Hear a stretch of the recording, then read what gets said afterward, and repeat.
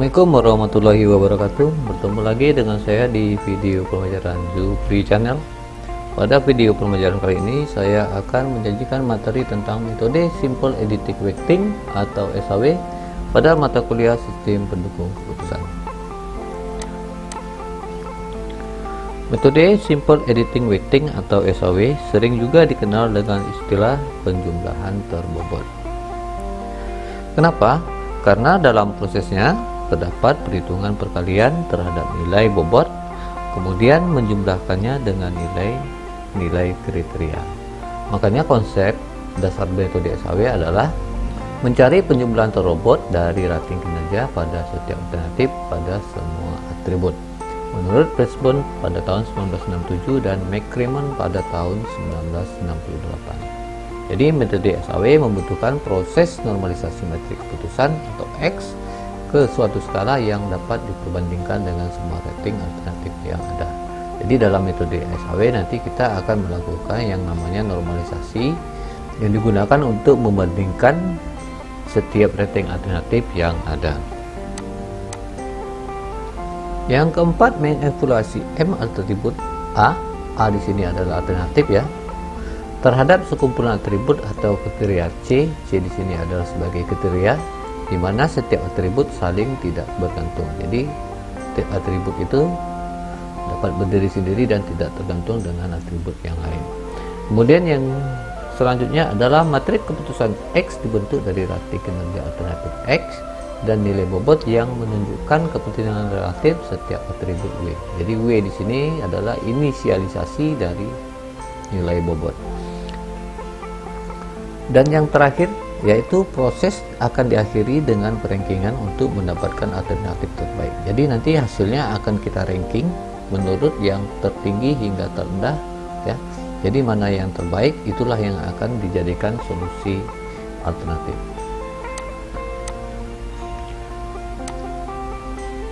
Kemudian kita masuk ke tahapan dalam metode SAW.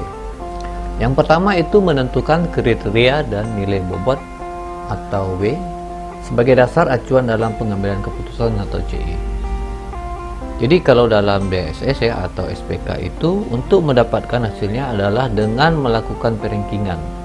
Nah, sebelum mendapatkan itu kita harus menentukan kriterianya terlebih dahulu. Misalnya ada sebuah kampus ingin memberikan beasiswa kepada mahasiswanya, maka pihak kampus harus menentukan kriteria-kriteria yang diikuti dengan nilai bobot gitu ya. Nah, timbul pertanyaan, bagaimana menentukan kriteria dan nilai bobotnya? Nah, pada tahap ini tidak boleh asal-asalan atau suka-suka ya. Jadi untuk mendapatkan nilai bobot ini bisa saja kita mengikuti aturan yang sudah ada atau prosedur ya, ataupun juga SOP. Biasanya kalau di setiap kampus pasti ada prosedur atau standar operasional yang digunakan mereka. Atau bisa saja kita menggunakan data yang ada seperti dari pakar yang pernah menangani atau memahami kasus yang kita teliti tersebut. Jadi bukan dari kita sendiri seperti kebanyakan dalam penelitian atau skripsi dari mahasiswa ya. Untuk menentukan kriteria dan bobot mereka menentukan sendiri tanpa ada data atau dasar yang benar yang bisa dipertanggungjawabkan.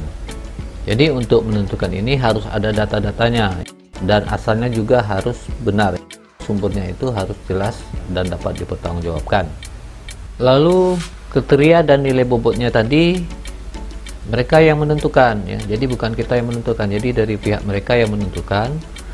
Jadi setelah nanti kita dapatkan nilai dan kriteria tersebut, barulah kita bisa menyelesaikan kasus yang kita hadapi. Jadi kembali lagi saya tekankan di sini ya, untuk kriteria dan nilai bobotnya bukan dari kita sendiri yang menentukan.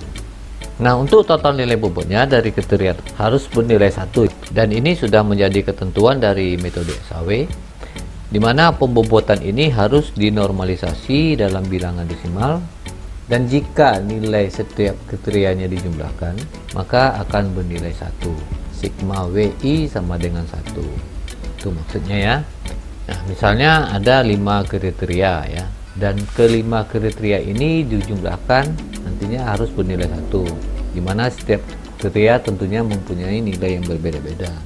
Misalnya kriteria yang pertama nilainya 0,3, kemudian kriteria yang kedua nilainya 0,1, kemudian kriteria berikutnya 0,25, kemudian yang keempat 0,27 gitu ya, begitu seterusnya hingga nanti di total jumlahnya bernilai 1. Oke, langkah kedua adalah menentukan rating kecocokan alternatif setiap kriteria. Seperti tadi ada penelitian tentang pemberian beasiswa ya. Jadi kriterianya misalnya nilai IPK, kemudian ada status mahasiswa ya. Dalam status mahasiswa ini mungkin kita bisa membuat alternatifnya apakah dari keluarga mampu atau tidak ya. Kemudian yang ketiga mungkin kita menggunakan kriteria penghasilan orang tua ya. Kemudian dari peserta beasiswa tersebut kita berikan penilaian ya. Katakanlah kita mempunyai data sekitar 7 orang mahasiswa, lalu kita masukkan nilai bobotnya berdasarkan kriteria tadi sesuai dengan data yang kita dapat dari tempat penelitian ya. Jadi datanya kita dapat dari tempat penelitian, lalu kita masukkan nanti nilai-nilainya terhadap 7 orang mahasiswa tadi. Kemudian yang ketiga melakukan normalisasi matrik keputusan atau R ya. Jadi normalisasi itu dilambangkan dengan huruf R berdasarkan jenis atribut. Atribut di sini ada dua nantinya, yaitu atribut keuntungan dan atribut biaya. Sekarang kita masuk ke formula normalisasi SAW. Formula normalisasi di sini maksudnya adalah teknik kita melakukan normalisasi dalam metode SAW. Nah, ini adalah rumusnya ya. Jadi rumusnya di sini RIJ ini adalah rating kinerja ternormalisasi. Sementara max XIJ ini adalah nilai maksimum dari setiap baris kolom. Dan min XIJ ini adalah nilai minimum dari setiap baris. Sementara XIJ ya, ini maksudnya XIJ bukan kolom XIJ ya, tapi XIJ adalah baris dan kolom dari matrik ya. Nanti dalam tabel itu ada baris dan kolom ya. Seperti kita ketahui, untuk baris itu adalah yang mendatar, untuk kolom itu adalah yang garis vertikal. Nah, saya akan coba terangkan sedikit mengenai rumus yang di sini ya. Jadi J di sini ada dua macam ya, dimana J-nya adalah untuk atribut keuntungan atau benefit, dan J yang satu lagi adalah untuk atribut biaya atau cost. Nah, jika di permasalahannya kita menggunakan atribut keuntungan, maka rumus yang kita gunakan adalah yang ini ya. Rumusnya RIJ sama dengan XIJ dibagi max I XIJ. Nah, jika nanti nilainya yang kita cari untuk atribut biaya atau cost, maka rumusnya adalah min XIJ dibagi XIJ ya. Jadi kebalikan dari rumus yang benefit ya. Tapi di sini kita menggunakan yang benefit adalah yang max-nya, nilai max-nya, nilai tertingginya ya. Nilai tertinggi dari setiap baris dan kolom ya. Sementara untuk yang cost-nya kita menggunakan nilai minimalnya ya, nilai minimal atau minimum dari setiap barisnya ya, dibagi dengan nilai XIJ-nya. Apa tadi nilai XIJ? XIJ tadi adalah nilai yang ada terdapat pada baris dan kolom pada matrik atau tabel ya. Oke, selanjutnya kita akan masuk ke tahapan metode SAW untuk langkah keempat, di mana untuk tahap keempat ini adalah melakukan perankingan terhadap alternatif atau diinisialisasi dengan huruf V ya. Jadi hasil-hasil yang diperoleh dari proses perankingan nantinya yaitu penjumlahan perkalian metrik ternormalisasi atau R dengan vektor bobot sehingga diperoleh nilai tertinggi yang akan menjadi alternatif terbaik atau AI ataupun jadikan solusi terbaiknya. Dimana dengan RIJ adalah rating kinerja ternormalisasi dari alternatif AI pada atribut CJ, dimana I sama dengan 1, 2 hingga M dan J sama dengan 1, 2 hingga M. Ini telah kita pelajari pada pertemuan yang sebelumnya ya. Kemudian kita masuk ke nilai preferensi untuk setiap alternatif atau VI. Ini juga adalah bagian dari tahapan yang keempat tadi ya, dimana kita akan mencari nilai preferensi untuk setiap alternatifnya. Dimana kita nanti akan menggunakan rumus dimana ini VI adalah nilai akhir dari alternatif sama dengan sigma N, dimana J sama dengan 1. Sigma di sini maksudnya adalah penjumlahan ya, jadi nanti kita jumlahkan ya. Kemudian WJ, jadi yang dijumlahkan itu bobotnya ya. WJ bobot yang ditentukan dengan RIJ, yaitu normalisasi metrik. Nah, jika nilai V-nya lebih besar ya, berarti dia mengindikasikan bahwa alternatif AI menjadi alternatif terbaik atau yang dipilih. Nah, untuk lebih jelasnya kita coba bahas di contoh kasus ya. Ini ada contoh yang pertama, yaitu sebuah perusahaan jasa keuangan akan melakukan rekrutmen terhadap 5 calon pekerja untuk posisi administrasi keuangan sebanyak 2 orang. Jadi dari 5 orang nantinya akan dibutuhkan sebanyak 2 orang. Nah, ada 5 kriteria yang digunakan untuk melakukan penelitian. Maksudnya penilaiannya. Yang pertama yaitu pengalaman kerja untuk kode C1, kemudian pendidikan untuk kodenya yang C2, usia dengan kode C3, status perkawinan kodenya C4, dan alamat kodenya C5.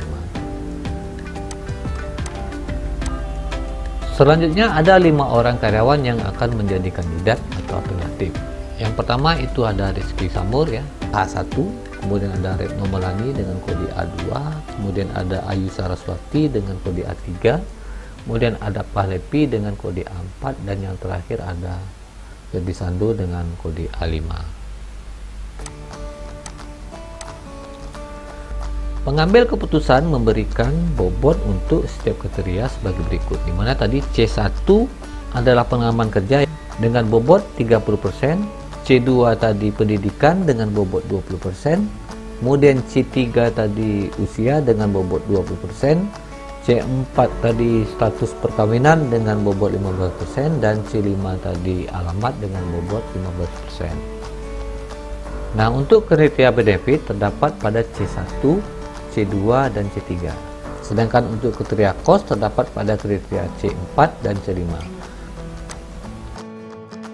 Sekarang kita coba selesaikan kasus ini dengan metode tahapan-tahapan yang ada pada SAW. Jadi yang pertama, sebelum kita melakukan perhitungan, kita tentukan dahulu ya mana yang menjadi kriteria benefit dan kriteria cost. Tadi kriteria benefit ada pada pengalaman kerja yaitu C1, kemudian pendidikan C2, dan usia C3. Dan untuk kriteria cost tadi ada pada status perkawinan yaitu C4 dan alamat di C5. Kemudian setelah ini kita ketahui, selanjutnya kita akan buat tabel untuk menentukan setiap alternatif pada setiap kriteria. Nah, bentuk tabelnya seperti ini kira-kira, dimana tadi ada alternatifnya yaitu 5 orang calon pekerja. Yang pertama Rizky Samur, kemudian Retno Melani, Ayu Saraswati, Pahlepi, dan Ferdi Sambo.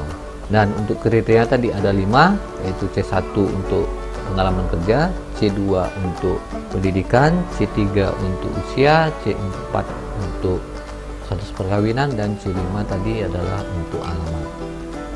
Nah, nilai-nilai ini tersebut oleh dari bagian nilai HRD berdasarkan penilaian mereka. Oke, selanjutnya kita buat tabel pembobotannya ya. Jadi tadi C1-nya sudah ditentukan, C2 hingga C5-nya telah ditentukan. Kemudian bobotnya tadi sudah ditentukan juga, dimana untuk C1 30%, dan kalau kita desimalkan angkanya menjadi 0,3 ya. Kemudian C2 20%, desimalnya 0,2, C3 nya 20%, desimalnya juga 0,2, C4 nya 15%, desimalnya 0,15, dan C5 nya 15%, desimalnya 0,15. Dimana tadi C4 dan C5 ini adalah untuk kriteria cost, dan C1, 2, 3 adalah untuk kriteria benefit atau keuntungan. Nah, jika ditotalkan nilai bobotnya akan berjumlah 1. Jadi ini harus 1 ya, mutlak 1 ya. Misalnya kurang dari 1 berarti ada yang perlu dirubah nilai bobotnya ya, ataupun kalau lebih nilai bobotnya juga harus diperbarui sehingga totalnya nanti harus berjumlah 1. Oke, tahap selanjutnya kita coba melakukan normalisasi untuk kriteria C1, di mana tadi C1 adalah pengalaman kerja, di mana kita menggunakan rumus yang ini.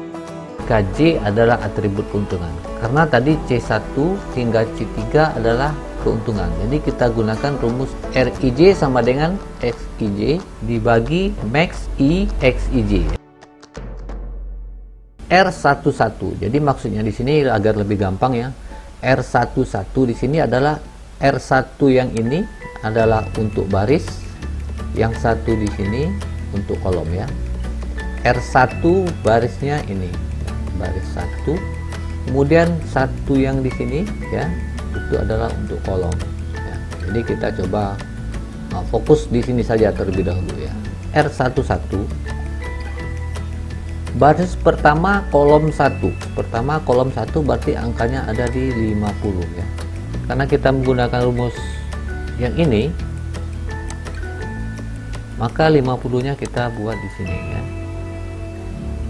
Kemudian dibagi dengan seluruh nilai atribut ya. Nih, dibagi dengan seluruh nilai atribut yang ada pada C1 ya. Kita tulis di sini 50, 80, 100, 20 hingga 100 ini. Kita masukkan semuanya ya. Maka didapat hasil 50 dibagi 100. Nah, 100 di sini adalah nilai maksimal yang ada di kelompok yang ini. Nilai maksimalnya adalah 100. Maka didapat 50 dibagi 100, hasilnya adalah 0,50. Nah, ini untuk R1 sudah selesai. Sekarang kita lanjut ke R21. R21 di sini adalah maksudnya baris kedua, kolom ke-1 ya. Didapat nilainya 80. Dibagi nilai dari seluruh nilai yang ini, kita masukkan lagi angkanya 50, 80, 100, 20 dan 100. Kita ambil nilai max-nya yaitu 100. Lalu 80 bagi 100, hasilnya 0,80. Begitu juga selanjutnya untuk 31, baris ketiga kolom 1 ada angka 100. Kemudian nilai kriterianya dimasukkan semuanya, kita ambil nilai tertingginya lalu kita bagi ya. Jadi akhirnya 100 dibagi 100 bernilai 1. Kemudian 41-nya juga demikian. Baris keempat kolom 1 nilainya 20 dibagi dengan nilai max yang ada di kolom tersebut yaitu 100, maka menghasilkan 0,20. Selanjutnya untuk R51 baris kelima kolom 1 nilainya 100. Kemudian kita ambil lagi nilai max-nya ya, kita peroleh nilainya 100. 100 dibagi 100 sama dengan 1. Nah, untuk kriteria C1 telah selesai kita peroleh hasilnya. Selanjutnya kita masuk ke kriteria C2-nya.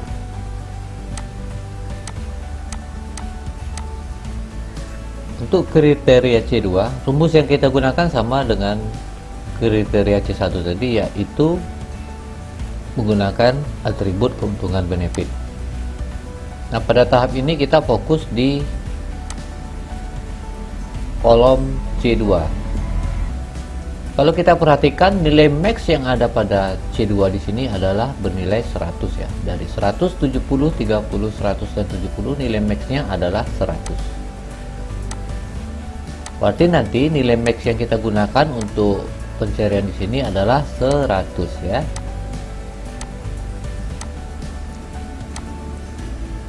Selanjutnya kita akan coba selesaikan untuk R12, di mana nilai R12 di sini adalah baris pertama kolom kedua yaitu bernilai 100 ya.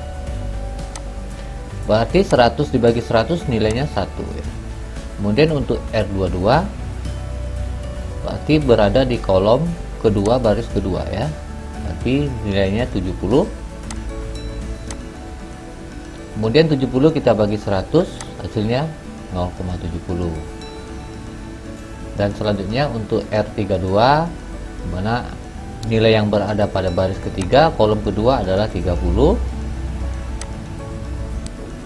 Kita bagi dengan nilai max-nya yaitu 100, berarti 0,30. Selanjutnya R42 di nilainya adalah 100. 100 kita bagi 100, nilainya 1. Dan yang terakhir adalah R52, di mana nilai untuk R52 baris kelima kolom kedua adalah 70. Kita bagi 100, hasilnya 0,70.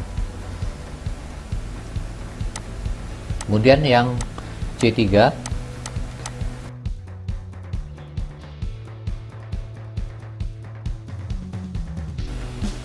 C3 di sini kita masih menggunakan atribut keuntungan untuk mencari hasilnya. Mana di sini kalau kita lihat di kolom C3, nilai max-nya adalah 100. Dari 70, 100, 40, 50 dan 40, kita harus mencari nilai max-nya yaitu 100. Berarti nanti nilai max yang kita gunakan di sini semuanya bernilai 100.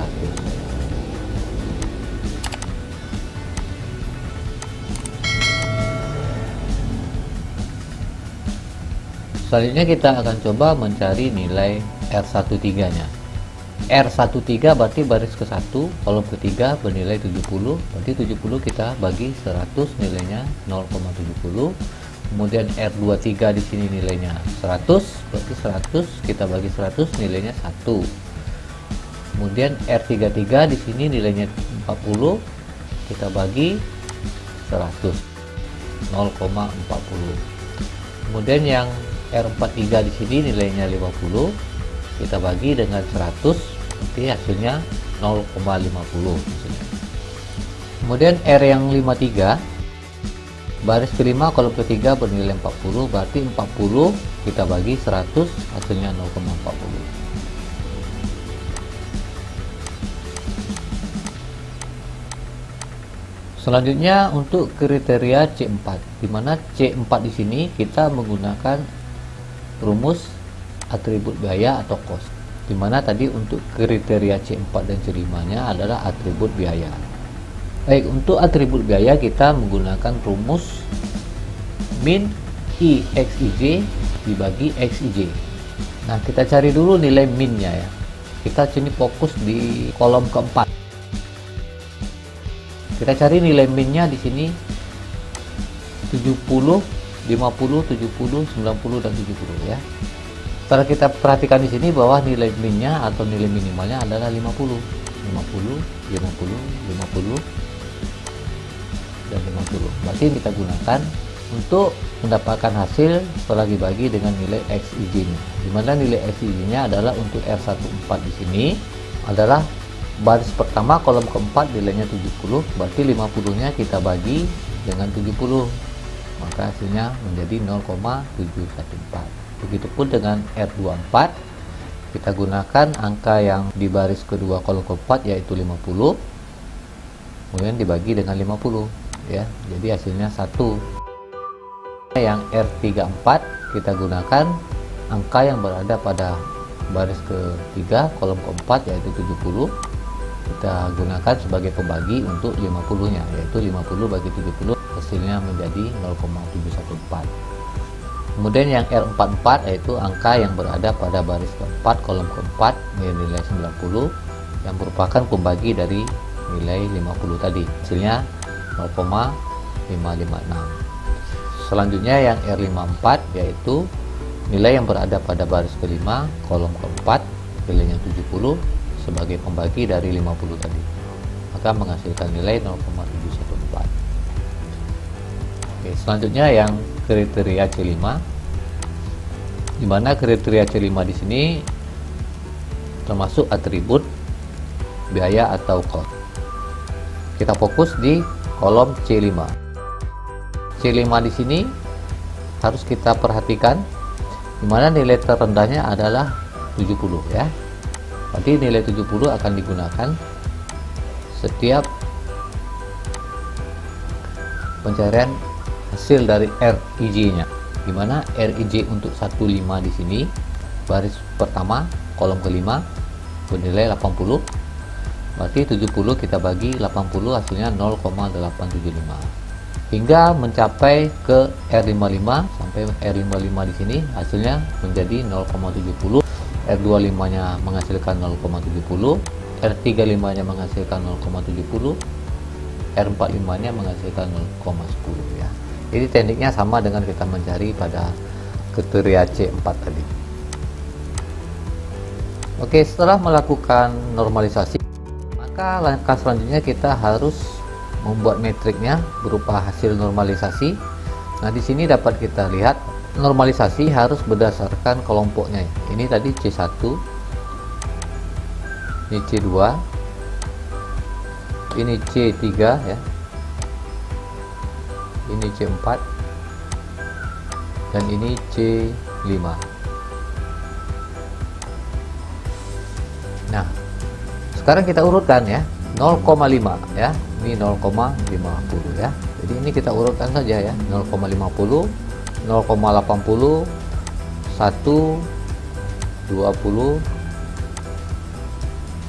dan yang terakhir 10. 1 ya maksudnya. Nah, ini harus terstruktur ya, harus sesuai dengan kelompoknya atau urutan-urutannya masing-masing ya. Baik, langkah selanjutnya kita akan melakukan proses perankingan, yaitu menggunakan bobot yang telah diberikan oleh pengambil keputusan, di mana bobotnya tadi adalah W sama dengan 0,30, 0,20, 0,20, 0,15 dan 0,15. Jadi ada 5 bobot tadi ya, 0,30, 0,20, kemudian 0,20, 0,15 dan 0,15. Nah, masing-masing bobot ini akan kita kalikan dengan nilai metrik yang telah kita hasilkan tadi, yaitu 0,50, 1, 70, 0,714, 0,875 ya. Jadi begitu seterusnya, langkahnya seperti itu ya. Jadi 0,30 dikali 0,50 ditambah 0,20 dikali 1 ditambah 0,20 dikali 0,70 ditambah 0,15 dikali 0,714 ditambah 0,15 dikali 0,875, maka menghasilkan 0,728. Begitu juga dengan V2 nya ya. V2 nya adalah 0,835, V3 nya 0,652, V4 nya 0,593 dan V5 nya adalah 732. V di sini adalah sebagai nilai preferensi. Nah, berdasarkan hasil yang telah kita capai di sini, dapat kita lihat bahwa nilai yang terbesar di sini ada pada V kedua, yaitu 0,835, dan yang kedua ada pada V5 yaitu bernilai 0,732. Oke, selanjutnya kita akan coba menyimpulkan di mana nilai terbesar ada pada V2 yaitu bernilai 0,35. Seperti kita tahu tadi, V2 adalah alternatif untuk Retno Maulani dan V5 bernilai 0,732 yaitu alternatif kelima untuk Ferdy Sando, sehingga Retno Maulani dan Ferdy Sando adalah alternatif yang terpilih sebagai alternatif terbaik. Dengan demikian, Retno Maulani dan Ferdy Sando terpilih untuk posisi administrasi keuangan yang diperlukan pada perusahaan tersebut.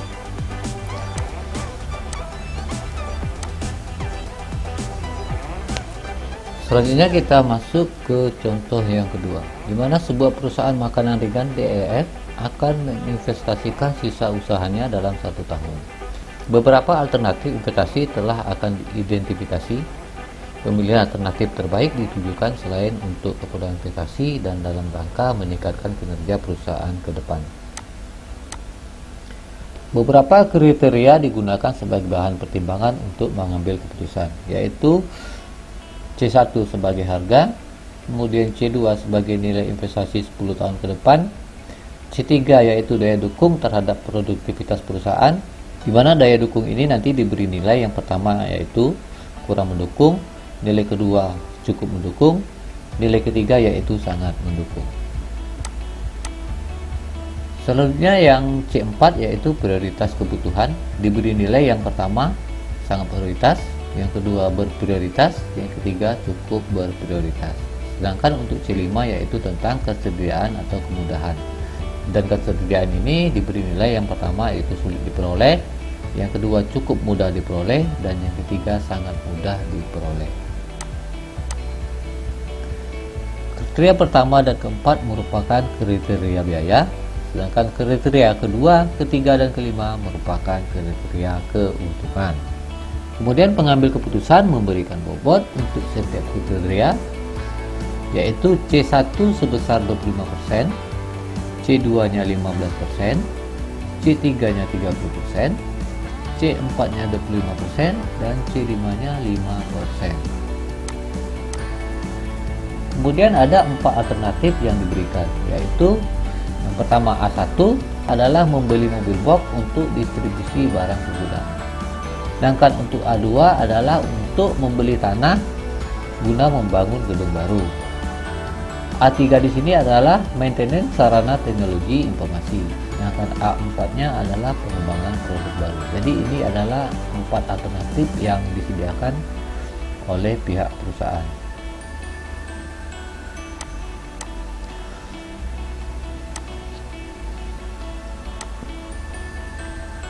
Baik, sekarang kita coba menyelesaikan kasus ini ya. Jadi sebelum kita melakukan perhitungan, kita tentukan dulu mana yang menjadi kriteria benefit atau keuntungan dan kriteria cost atau biaya. Jadi kriteria benefit nilai investasi untuk C2, produktivitas untuk C3, dan yang keempat ada ketersediaan atau stok tadi ya, C5. Sedangkan untuk kriteria costnya ada harga untuk C1 dan prioritas untuk C4. Selanjutnya kita akan membuat tabel untuk nilai alternatif pada setiap kriteria. Ya, di sini agak berbeda dengan yang contoh kasus pertama tadi, di mana di sini nilainya bervariasi ya. Ada dalam satuan juta, ada dalam satuan persen, dan dalam angka numerik biasa ya.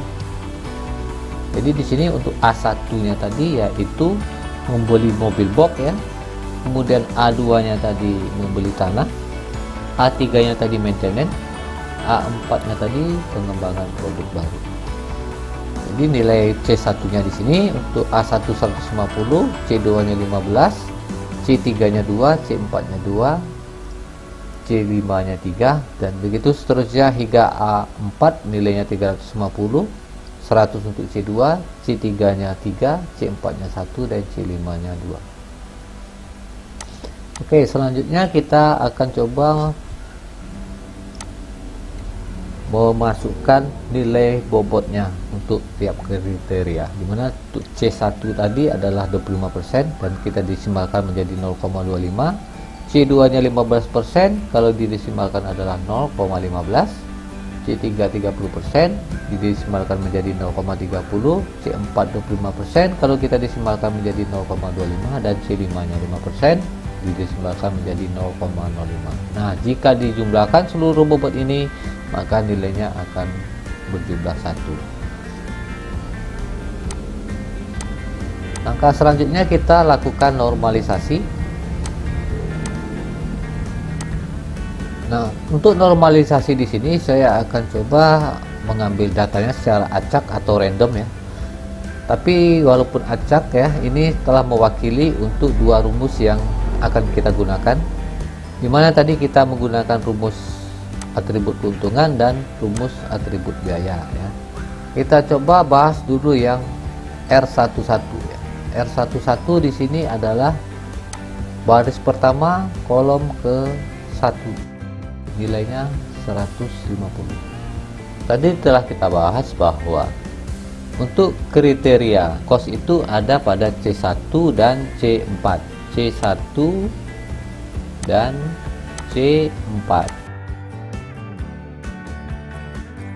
Sedangkan untuk kriteria keuntungan atau benefit tadi ada pada C2, kemudian C3 dan C5 ya. Jadi ada 3 kategori yang mengandung unsur atribut keuntungan. Jadi karena di sini C1-nya adalah atribut biaya atau cost, maka rumus yang kita gunakan adalah yang RIJ sama dengan min I XIJ dibagi XIJ ya. Jadi nilai baris dan kolomnya terletak pada bagian bawah ya. Di sini nilainya adalah 150, maka 150-nya kita taruh di bagian bawah atau bagian pembaginya. Selanjutnya untuk memperoleh nilai min ini kita akan peroleh seperti tadi. Kita cari nilai minimalnya yaitu 150. Jadi 150 kita gunakan untuk mencari nilai R11-nya. Jadi 150 dibagi 150 hasilnya 1. Lanjut ke R12. R12 berarti baris pertama kolom kedua, berarti nilainya di sini 15 ya. Berarti kita fokus untuk melihat yang di sini lagi ya. C2 kita menggunakan atribut keuntungan. Berarti rumus yang kita gunakan RIJ sama dengan XIJ dibagi max I XIJ. Jadi rumusnya adalah 15 kita bagi dengan nilai yang ada pada kriteria C2 di sini yaitu 15, 200, 10 dan 100. Lalu kita cari nilai maksimalnya ya. Nilai maksimalnya ternyata ada di 200. Nah, berarti 15 di sini kita bagi dengan 200. Maka hasilnya 0,08. Oke, selanjutnya ada R23. Baris kedua kolom ketiga ya. Baris kedua kolom ketiga berarti ada di sini ya. Nilainya 2. Kemudian kita bagi dengan nilai maksimal yang ada di kelompok C3 di sini. Nilai maksimalnya ada 3 ya. Rupanya ada nilai 3 yang paling maksimal di sini. Berarti 2-nya kita bagi dengan 3 menghasilkan nilai 0,67. Selanjutnya R14 berarti baris pertama kolom keempat. Di sini posisinya ya. Nilainya 2. Berarti fokus kita di sini. Kita tahu tadi C4 adalah untuk atribut biaya. Maka rumus yang kita gunakan adalah yang ini ya. RIJ min I XIJ dibagi XIJ. Jadi ini perlakuannya sama dengan cara kita mencari yang ini tadi ya. Perlakuannya sama, ya ini perlakuannya juga sama berdua. Oke. Jadi di sini kita cari dulu nilai minnya yang paling minimal dari kolom C4 di sini yaitu nilainya 1 ya. Satunya kita gunakan. Kemudian nilai baris atau kolomnya yaitu 2, 1, 4. Berarti nilainya 2. Berarti 1 dibagi 2 nilainya 0,50. Nah, begitu seterusnya hingga mencapai R45 ya. Selanjutnya kita masuk ke hasil normalisasi. Akan kita buat dalam bentuk matriks. Nah, di sini dapat kita lihat bahwa R yang merupakan normalisasi matriks keputusan akan merangkum nilai-nilai yang telah kita proses tadi, di mana untuk R11 yang bernilai 1 kita masukkan ke rule-nya ya. Ini bisa bilang rule-nya ya. Kemudian R12 yaitu 0,08. Kemudian R23 baris kedua kolom 3 yaitu 0,67. Kemudian R14 baris pertama kolom keempat yaitu 0,50, berarti nilainya di sini. Dan penilaian ini harus diurutkan ya berdasarkan kelompoknya tadi, yaitu ini C1, ini C2, ini C3, ini C4, dan yang terakhir adalah C5. Begitupun juga dengan rule barisnya ya, barisnya juga harus dikelompokkan agar kita nanti bisa menghitung nilai preferensinya.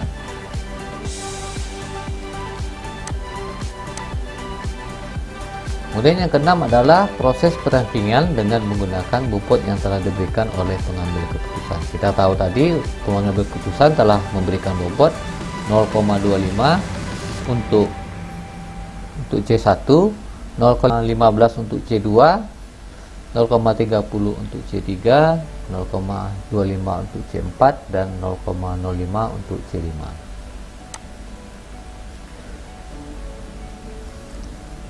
Kemudian hasil yang diperoleh adalah sebagai berikut.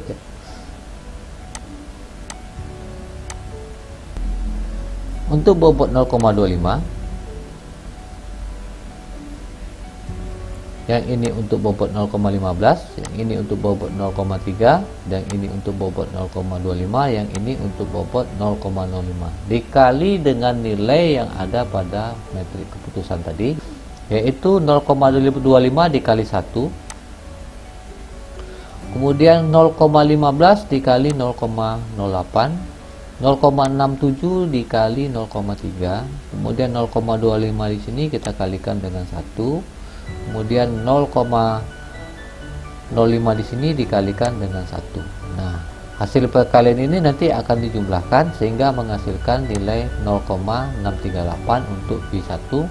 Kemudian untuk V2 nya sama dengan tadi, bobotnya lalu kita kalikan dengan rule-nya ya, harus sesuai, kita kalikan lalu kita jumlahkan.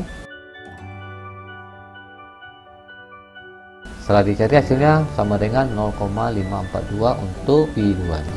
Kemudian untuk alternatif yang ketiga tadi, yaitu maintenance sarana teknologi, 0,25 nya kita kalikan dengan rule-nya yang ada pada metrik keputusan, kemudian dikali 0,05 dikalikan 1 ya, bukan 0 ya, dikalikan 1, kemudian dikalikan 1, dan terakhir dikalikan 1, dan menghasilkan nilai 0,795. Begitu juga dengan yang alternatif keempat, yaitu tentang pembelian produk baru, menghasilkan nilai yaitu 0,766. Nah, setelah kita analisa di sini, ternyata yang paling tinggi ada pada posisi V3. Yang ini yang paling tinggi. Apa tadi yang V3? V3 adalah alternatif ketiga yang merupakan maintenance sarana teknologi informasi. Nah, yang terakhir adalah kita coba tarik kesimpulan. Dari hasil penjabaran tahapan-tahapan tadi dapat diperoleh bahwa nilai terbesar ada pada V3, sehingga alternatif A3 adalah alternatif yang terpilih sebagai alternatif terbaik. Ya, ini ya yang A3. Maka dengan demikian, maintenance sarana teknologi informasi akan terpilih sebagai solusi untuk investasi sisa usaha. Berarti perusahaan telah mendapatkan solusi bagaimana nanti sisa investasi usaha mereka akan dialihkan kemana, dan setelah melakukan penilaian dan perhitungan ternyata solusi untuk investasi sisa usaha cocok digunakan untuk maintenance sarana teknologi informasi.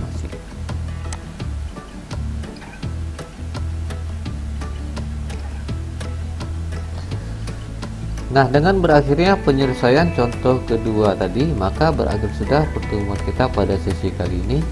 Kemudian terhadap contoh 1 dan 2 pada metode SAW tadi, nantinya akan saya coba lakukan penyelesaiannya menggunakan aplikasi Microsoft Excel yang akan saya sajikan pada video pembelajaran saya berikutnya. Semoga video ini bermanfaat. Akhir kata saya ucapkan terima kasih atas atensinya. Assalamualaikum warahmatullahi wabarakatuh.